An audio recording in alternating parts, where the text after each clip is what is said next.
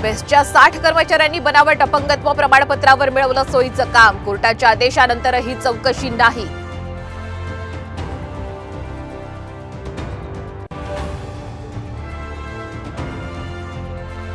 विधानसभेसाठी काँग्रेसला 100हून अधिक जागा अपेक्षित असल्याची सूत्रांची माहिती, जागा वाटपात तडजोड न करण्याची नेत्यांची भूमिका.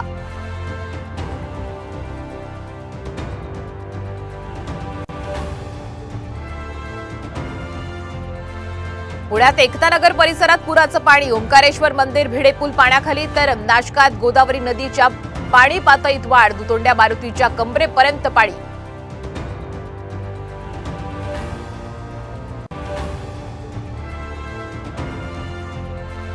मुख्यमंत्री एकनाथ शिंदेंचा दिल्ली दौरा अचानक रद्द, आज पुण्याच्या पूरस्थितीची करणार पाहणी.